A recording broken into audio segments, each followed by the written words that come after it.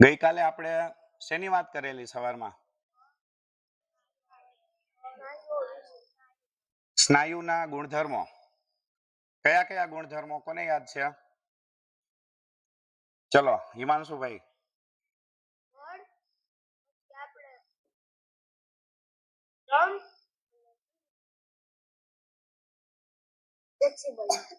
Flexibility, સ્થિતિ સ્થાપકતા. શું કહેવાય એને? તો આ ત્રણ ગુણધર્મો છે અને આ ત્રણેય ગુણધર્મોમાં જે સરસ રીતે પાર ઉતરે એટલે કે બળ વધારે હોય, સ્થિતિ સ્થાપકતા ઘણી બધી હોય અને દમ હોય, સ્ટેમિના હોય, તો એ સ્નાયુને આપણે સારા સ્નાયુ કહીએ. અને આવા સ્નાયુ બધાએ બનાવવા છે ને. તો ચલો આજે એક ઉદાહરણ જોઈએ. ગઈકાલે આમ રાત્રે ગઢ ચર્ચામાં બેઠા હતા અને એક દીકરાએ એક ચરિત્રની વાત કરી અને મને થયું કે ચલો બધાની વચ્ચે આપણે આ વાત કરીએ. તો આંધ્રપ્રદેશની અંદર એક નાનકડું ગામ હોય. એ ગામની અંદર એક બાળક હોય નાનો, અને એ બાળક એવો કે જે જન્મથી જ રોગિયલ શરીર વાળો. એટલા બધા રોગો થયા કરે. શરદી, કફ, તાવ, ઉધરસ મટે જ નહીં. એટલો રોગિયલ બાળક. શરીર જુઓ તો માત્ર હાડકા દેખાય. એટલું દુબળું પતલું શરીર. જોરથી હવા આવે તો પણ પડી જાય, એટલો નબળો બાળક. એ બાળકની માતાને એની ખૂબ ચિંતા થાય કે મારો દીકરો આટલો નબળો શરીરથી આ મોટો થઈને કરશે શું? થાય ને ચિંતા? તમારા મા બાપને તમારા સ્વાસ્થ્યની ચિંતા થઈ કે નહીં? કોના મા બાપને થાય ચિંતા? કોના મા બાપને છે ને? તો એ જે બાળક હતો એના માતાને પણ ખૂબ ચિંતા થતી કે આ મારો દીકરો આટલો નબળો, આટલો રોગિયલ, આનું ભવિષ્ય કેવું? જે નાનપણથી જ બીમાર હોય એ મોટા થઈને તો શું થાય એનું? તો એની માતા ખૂબ પ્રયત્નો કર્યા પણ કંઈ થાય નહીં. પણ એ બાળકને બે વસ્તુ ખૂબ ગમે. એક વસ્તુ એ કે એને રામાયણ મહાભારતની વાર્તાઓ સાંભળવાનું ખૂબ ગમે. અને એમાંથી પણ એને કયા ચરિત્રો ગમે? સૌથી વધુ એને ફેવરિટ 4 મહાપુરુષો કે જે એને ખૂબ ગમે: ભીમ, હનુમાન, લક્ષ્મણ અને ભીષ્મ પિતામહ. આ 4 જે યોદ્ધાઓ હતા એને ખૂબ ગમે. હવે યાદ રાખજો, બાળક કેવો હતો પોતે શરીરથી? દુબળો પતલો.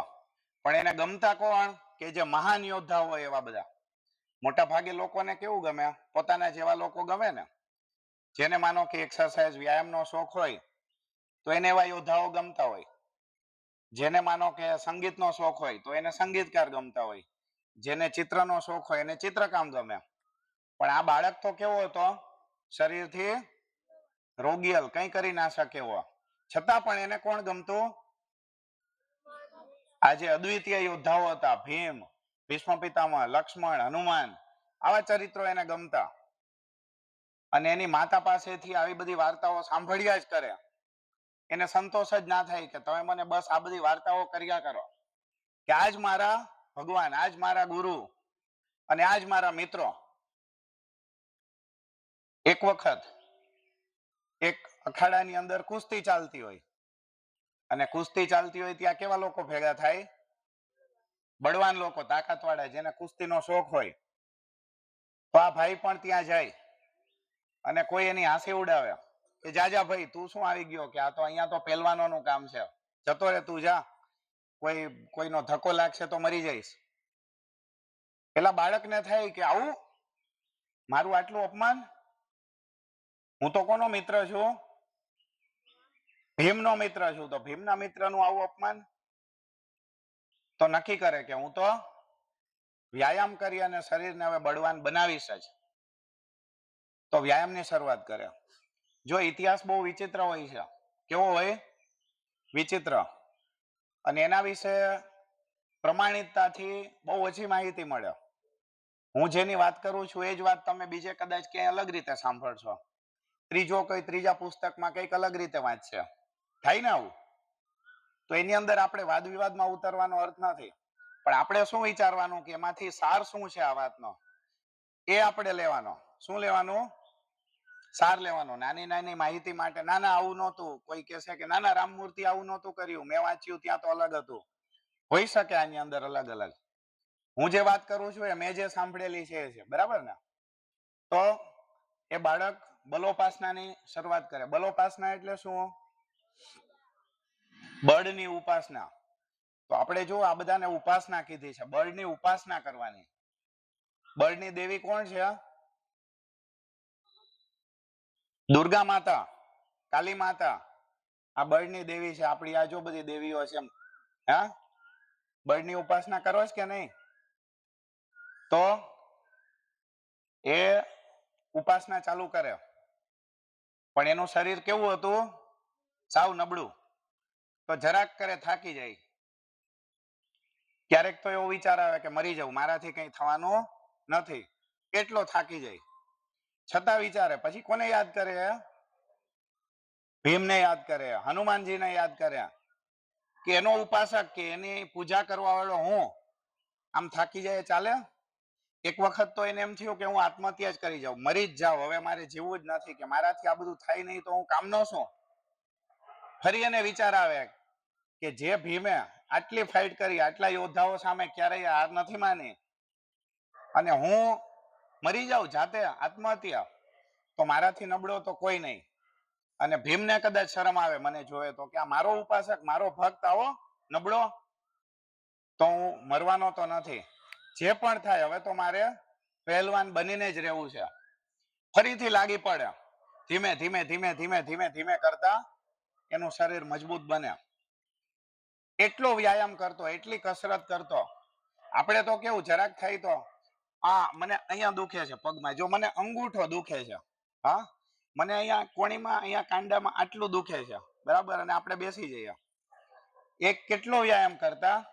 એના મિત્રોને કહી રાખતા કે હું 20 કિલોમીટર દોડવા જાઉં છું દૂર, ને 20 કિલોમીટર દોડીને આવીશ પાછો. કેટલા થયા ટોટલ? 40 કિલોમીટર. હું ક્યાંય રસ્તામાં પડી જાઉં ને, હું ત્યાં સુધી દોડવાનું નહીં છોડું જ્યાં સુધી હું લથડિયા ખાઈને પડી ના જાઉં. શું? અને હું ક્યાંય પડી ગયેલો હોઉં તો ઊંચકીને મને લાવજો, બરાબર? કરી શકીએ આપણે આટલો વ્યાયામ? નહીં. તો આપણે પણ એવા બનવાનું. તો આવી રીતે વ્યાયામ કરતો કરતો કરતો કરતો એક સમયે ખૂબ તાકાતવાળો બને. ધીમે ધીમે ધીમે એના ગામમાં બધા, જે આમ એકદમ રોગિયલ બાળક હતો, એની બદલે એની ઓળખ કેવી બની જાય? પહેલવાન તરીકેની, તાકાતવાળો. કે ગામનો કોણ સૌથી વધુ તાકાતવાળો? શું નામ હતું એનું? ચાલો કયો હવે. રામમૂર્તિ. તો ગામમાં નામ બની જાય રામમૂર્તિનું, કે ગામમાં સૌથી વધુ કોણ તાકાતવાળું? તો કે રામમૂર્તિ.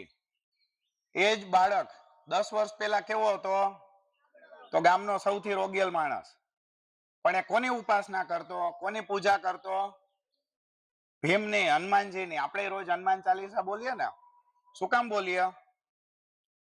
તો આ બાળક, જે રોગિયલ બાળક હતો, એ જો આવો અદ્ભુત પહેલવાન બની શકતો હોય, શેના લીધે? બલોપાસના. આ બધા જે મહાન ચરિત્રો છે એને યાદ કરી કરીને એની હિંમત આવી ગઈ. એનામાં આટલી હિંમત આવી ગઈ. અને એક વખત હિંમત આવે તો બળ આવે જ. હિંમતમાં ને બળમાં શું ફેર? હિંમત કોને કહેવાય ને બળ કોને કહેવાય?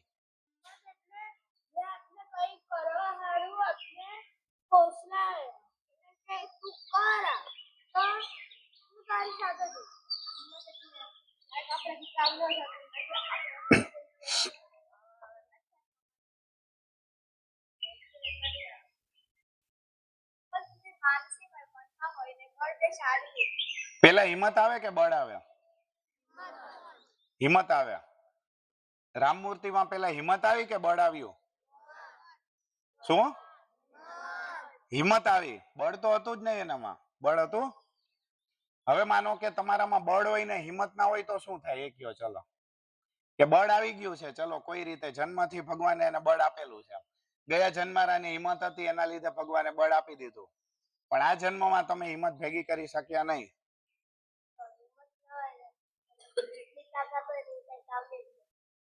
ધીમે ધીમે શું થઈ જાય એનું જતી રહે, નિર્બળ બની જાય, માણસ ધીમે ધીમે રોગિયાલ બની જાય, નબળો બની જાય. તો આપણે શું ટકાવવાનું? કદાચ બળ ઓછું થઈએ, બરાબર, માનો કે આપણે આમ બહાર જઈએ છીએ અને એક્સિડન્ટ થઈ ગયું આપણું, તો બળ આપણા હાથમાં છે? આપણા હાથમાં શું બળ કે હિંમત? હિંમત આપણા હાથમાં. બળ કોના હાથમાં? ભગવાનના હાથમાં. પણ આપણે જો હિંમત ટકાવીએ તો ભગવાન આપણને શું આપે? બળ આપે. તો રામમૂર્તિએ પોતાની હિંમત ટકાવી, તો બળ કોણે આપ્યું? ભગવાને. તો આપણે પણ હિંમત ટકાવવાની. તો આવો અદ્ભુત શક્તિશાળી પહેલવાન બની જાય. એક વખત ગામની અંદર એક ભેંસ એક ખાડાની અંદર, ગટરનો ખાડો હતો, એમાં ફસાઈને પડી ગઈ હતી ત્યાં, અને કેટલા લોકો આવી આવીને ખેંચે, કોઈનાથી નીકળતી નહોતી. તો બધાને આવા સમયે કોણ યાદ આવે? રામમૂર્તિ. કે બોલાવો રામમૂર્તિને. અને રામમૂર્તિ આવે, જોવે કે આ ભેંસ, કે બધા ચલો સાઈડમાં ખસી જાઓ. આગળથી શિંગડાથી ભેંસને પકડે બરાબર. ક્યાંથી પકડ્યા? શિંગડાથી. અને તાકાત કરીને ધક્કો મારે જોરથી. અને એવું કહેવાય કે ભેંસ 2 ગોથા મારી ગઈ. કોણ? ભેંસ. કેટલી તાકાત હશે વિચારો. આવો અદ્વિતીય પહેલવાન. તો એને એનો બળનો ઉપયોગ ક્યાં કર્યો? ખાલી પોતાની આમ તાકાત બતાડવામાં? તો એને વિચાર્યું કે એ સમય કેવો હતો? અંગ્રેજોની ગુલામીનો સમય હતો. અંગ્રેજો આવતા, ગામના લોકોને ગમે ત્યારે લૂંટી લેતા, કોઈના ઘર બાળી નાખતા. હા, માતાઓ, બહેનો, દીકરીઓ જતી હોય તો એ લોકોને હેરાન કરતા. તો રામમૂર્તિને ત્યારે બહુ દુઃખ થતું. નાનો હતો ત્યારે એ સમજતો બધું કે આ લોકો અમારા પર અત્યાચાર કરે છે, બહુ ખરાબ છે. પણ એ સમયે એનું શરીર કેવું હતું? નબળું. એટલા માટે જ નિશ્ચય કરે કે આ બધા મારા ભાઈઓ બહેનો, આ બધા પર આટલો અત્યાચાર, કોણ આનો પ્રતિકાર કરશે? અને જે નબળા દુબળા હોય એનાથી કઈ થાય? તો સૌથી પહેલા કેવું બનવું પડશે? શક્તિશાળી. તો રામમૂર્તિને આ વાત સમજાઈ જાય, અને પછી એટલી અદ્ભુત શક્તિ પ્રાપ્ત કરે કે અંગ્રેજોને ચેલેન્જ કરી શકે. એ વખતે એક ગામા પહેલવાન કરીને હતો, કે જે વર્લ્ડ ચેમ્પિયન કહેવાતો. કેવો કહેવાતો? World champion. અને આખા વિશ્વમાં એ ચેલેન્જ કરતો ફરતો. સોરી, ગામા નહીં, સેન્ડો પહેલવાન. નામ ભૂલી ગયો હું. સેન્ડો. તો એ બધાને ચેલેન્જ કરે ઓપન, કે આવીને બતાવો કે મારી સામે કોઈ ટક્કર લઈ બતાવો. એ વખતે રામમૂર્તિ વિચારે કે આની સામે લડાઈ કે નહીં, કે આને તો આખી દુનિયાને જીતી લીધેલી છે. કોઈ એની સામે દુનિયાભરમાં એક માણસ એવો નથી કે જે આની સામે ટક્કર લઈ શકે. પછી એ કોને યાદ કરે? હનુમાનજીને. કે હનુમાનજી કોઈની સામે લડતા ગભરાતા? ગભરાતા? ક્યારેય સાંભળ્યું કે હનુમાનજી બીને ભાગી ગયા? અરે ક્યાં, રાવણ તો બહુ મારે, ભાગો ભાગો. સાંભળેલું છે આવું? નહીં. અને હું હનુમાનજીનો ભક્ત થઈને બી જાઉં? જોઈ લેવા દો, હવે તો કે જે થવું હોય તે થાય. કાં તો મરીશ અને કાં જીતીશ. હતો વા પ્રાપ્સ્યસી સ્વર્ગમ, જીતવા વા ભોગશે સે મહિમ. ગીતામાં ભગવાને કીધું ને કે તું જો હારીશ તો શું કરીશ? સ્વર્ગ પ્રાપ્ત કરીશ. ધર્મ માટે જે લડે એ ક્યારે નરકમાં જાય? એની દુર્ગતિ થાય ક્યારેય નહીં. તો જો તમે ધર્મ માટે લડતા હો તો જીતો તો શું થાય? સ્વર્ગના સુખ મળે. અને હારો તો, સોરી ઉલટું બોલ્યો હું, હતો વા પ્રાપ્સ્યસી સ્વર્ગમ, કે તમે હારો તો શું થાય? મારી નાખે સામે વાળો તમને. તો મરીને તમે ક્યાં જાઓ? સ્વર્ગમાં. અને જીતવા વા ભોગશે સે મહિમ, કે જો જીતી જાવ તો દુનિયા તમારી જ છે. ચેમ્પિયન હોય એને કોઈ ચેલેન્જ કરી શકે? તો ચેમ્પિયન છે એની દુનિયા. તો ભગવાને ગીતામાં એટલે કીધું, શું કીધું? હતો વા પ્રાપ્સ્યસી સ્વર્ગમ, જીતવા વા ભોગશે સે મહિમ. તો રામમૂર્તિ વિચારે કે ટક્કર લઈ જ લેવા દે, કાં તો જીતીશ અને કાં તો મરીશ. જે પણ થાય મારું તો કલ્યાણ જ છે. તો એને ચેલેન્જ આપે. અને એવું કહેવાય કે લગભગ 2-3 મિનિટની અંદર સેન્ડો પહેલવાનને ધૂળ ચટાડી દે. અને સેન્ડો પહેલવાન તો યુરોપિયન હતો. તમે યુરોપિયન જોયા જ ને? મારી સાથે મલેશિયામાં અને કેનેડામાં અને બહુ બધા યુરોપિયન હતા. એ લોકોની હાઈટ આપણા કરતા આટલી વધારે હોય, બરાબર? તો શરીર કેવું હોય એ લોકોનું? આના હાથ જુઓ તો આપણા કરતા ડબલ હોય, એટલું મોટું શરીર હોય એ લોકોનું. તો એવા સામે લડવું એ કઈ હિંમતની વાત નથી. એ કેવી જેવી તેવી વાત છે નહીં. તો છતાં પણ એની સામે ચેલેન્જ ઉઠાવી લે. એક વાત કહું, મારી સામે હું મલેશિયા હતો ત્યારે મારી સાથે જે મલેશિયાના લોકો હતા એ કેવા, મારા ખભે પહોંચે એટલા, કેવા આટલી હાઈટના. અને સાથે બીજા જર્મન હતા, જર્મન, ઇટાલિયન, એ બધા કેવા મારાથી પણ આટલા ઊંચા. તો હું જોઉં કે જ્યારે કોઈ મલેશિયન જર્મનની સાથે વાત કરતો હોય તો આમ ઉભો રહીને વાત કરે, એવી રીતે. તો આવા યુરોપિયનની સામે ચેલેન્જ. અને એ યુરોપિયન પણ કેવો, કોઈ સામાન્ય નહીં, ત્યાંનો ચેમ્પિયન. એને 2-3 મિનિટની અંદર ધૂળ ચટાડી દીધી. પછી એ યુરોપની ટૂર કરે, પછી એ ચેલેન્જ આપે કે ચલો હવે હું ચેલેન્જ આપું કે તમે ભારતીયોને નબળા સમજો છો, કે ભારતીયો બધા તાકાત વગરના, ચલો મારી સામે આવો, કોને કરવું છે યુદ્ધ? આપીશ કે નહીં આપણે આવી ચેલેન્જ? શરીરથી કે મનથી કે બુદ્ધિથી? આપણને જો ગઈકાલે કેશવભાઈએ કીધેલું કે અત્યારનું યુદ્ધ છે શેનું યુદ્ધ છે? બુદ્ધિનું યુદ્ધ છે. તો હવે માત્ર શરીરથી કામ નહીં ચાલે. શરીરથી તો આપણે તાકાતવાળા થવાનું જ છે, પણ બુદ્ધિથી પણ આપણે તાકાતવાળા. આપણી બુદ્ધિ કેવી બનાવવાની? વિશાળ, કુશાગ્ર, આવી બુદ્ધિ બનાવવાની. તો આપણે ભવિષ્યમાં વિશ્વને ચેલેન્જ આપવાની છે. શેના માટે? બુદ્ધિ માટે. હું જ્યારે કેનેડા હતો ત્યારે મને મારી સાથે મારા અંડરમાં યુરોપિયનો અને આ બધા ત્યાંના લોકલ ને હતા. ત્યારે મને એવું થતું કે એક સમય આપણા ભારતીયો આ બધાના ચાપખા ખાતા, બરાબર? આ લોકોનો માર ખાતા ને. અને આપણા અધિકારીઓ જે ભારતીયો જ હતા, તમે 1857 નું યુદ્ધ વાંચો તો એમાં લડવાવાળા સિપાહીઓ ક્યાંના હતા? ભારતના જ હતા. પણ એના બધા સાહેબો ક્યાંના હતા? અંગ્રેજો. તો આપણા ભારતીયો અંગ્રેજોની નોકરી કરતા. તો મને એ વખતે થતું કે એક સમયે જ્યારે અંગ્રેજો આપણા માલિક હતા, અત્યારે હું આ બધા ગોરાઓનો સાહેબ છું. અને તમારે પણ એવું જ કરવાનું, મોટા થઈને વિશ્વમાં ભારતના નામનો ડંકો વગાડવાનો. એવું નહીં કે આપણને આપણી કોઈ પ્રતિષ્ઠા બહુ પ્યારી છે, પણ કોના માટે? ભારત માતાના સન્માન માટે. કરશું કે નહીં? સરસ. ચલો આજે આપણે તો નિશ્ચય કરીએ કે શરીરથી શરૂઆત કરીએ છીએ, પણ માત્ર શરીર ઉપર આપણે અટકવાનું નથી.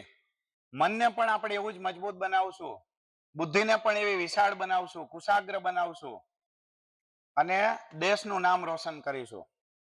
લાગી પડી આજથી? ચલો ઉત્તિષ્ઠ.